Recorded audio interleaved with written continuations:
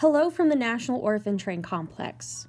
Over the 90 years since the orphan train movement came to an end in May of 1929, many of the defining features of each sending organization have been combined to create a general story about the placing out of children. The idea of a large group of children traveling across the United States with no pre-planned destination in mind, stopping and passing out children without ever coming back to check up on them, is false. Some organizations only did pre-placements, like the New York Foundling Hospital, where the local priest approved families in advance. Parents would meet the company of children at the train depot and be matched with the child they had requested. Other organizations, like the Children's Aid Society of New York, who created the more well-known placement method, picked a town and spent approximately a week placing out children and completing home visits. Children in both situations would then be routinely checked up on until they aged out. The Children's Aid Society of New York ran the longest and largest placing out program. To do this successfully, they needed a way to screen families interested in taking a child.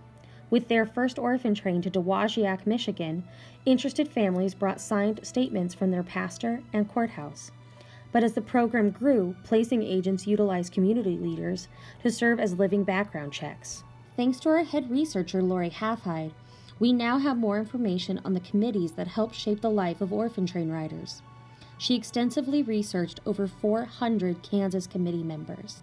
For a typical Children's Aid Society placement, an agent would visit the community that had requested a company of children 2 weeks prior to the arrival of the children. During this visit, the hotel and meeting locations would be booked, the local committee selected, and they would make arrangements for newspaper articles and posters to be sent out.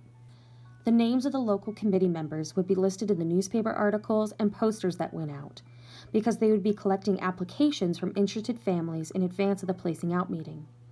During the placement, they worked closely with the placing agent to select the right family for each child.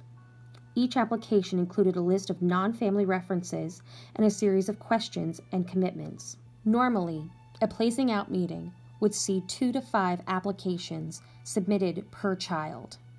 We are able to better understand the local committee members by looking into 6 main areas of their lives: their gender, marital status, age, religion, political party, and occupation or political office they held at the time of the placing out meeting.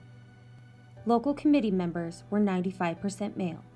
With the orphan train movement taking place between 1854 and 1929, this makes sense. But I have a very hard time believing that their wives were not sitting in on the placing out meeting, offering their opinions on the families that had submitted applications.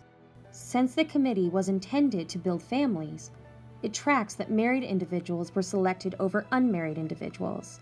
94% were married men, 3% were married women, 2% were unmarried men, and 1% were unmarried women. The most common age of a committee member was between 40 and 59 years old. These locals were most likely to be married with children, settled into their careers and their communities. 22% of committee members were between 20 and 39, 60% between 40 and 59, and 18% between 60 and 79. The youngest committee member was 22, and the oldest was 74. The CIS is normally associated with the Protestant Church, as the opening board of the CIS included members from multiple Protestant denominations. While they did place out children of all faiths into families of multiple faiths, they generally select Protestant committee members and homes for their children.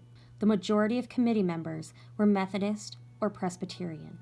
More diversity would come, of course, with U.S. expansion.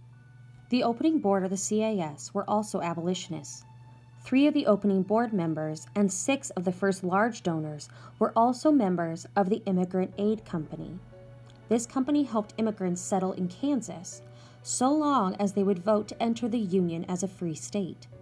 So it makes sense that the vast majority of committee members in Kansas would be Republican, which at the time represented the North and free states. Over the 75-year period of the Children's Aid Society Placing Out program, we find a wide variety of trends in the occupations and political offices held by local committee members. the majority have in common that they were well-respected members of society, and their occupations brought them into contact with people through money, education, healthcare, religion, or the law. Prior to 1880, the Children's Aid Society selected local pastors for their committees, but after being accused of placing Catholic children in Protestant homes, they tried to avoid using religious leaders and instead utilized pastors to recommend individuals for the local committees. Merchants and bankers were called on frequently. These individuals interacted with the most people in town and surrounding county on a daily basis, and knew the state of most families' finances.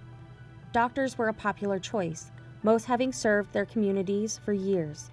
Their intimate knowledge of a family's well-being was vital. Teachers, librarians, school administrators, and school board members were chosen because they knew if families sent their children to school and would in turn maintain the education of an orphan train rider. Sheriffs, judges, and even a U.S. Marshal were selected for their knowledge of past and current offenses. Many elected officials were called upon to help in the family selection process. Not only did they know many people, but it is possible Children's Aid Society agents knew elected officials could face backlash if their selections were not well thought out. Of course, this could backfire when it came to reporting a constituent for mistreatment of a child. The committee members' service did not end with the first placement. They were often reassembled in cases of abuse, called back agents to help place children in new homes, and many took in children themselves. Their duty to the children often went undocumented in their family history, but so many truly lived up to the saying, "It takes a village to raise a child." Because of the local committee and agent system, the Children's Aid Society has a placement success rate of between 84 to 87%. Come back Tuesday to learn more about some exceptional local committee members and the preferences of the placing agents.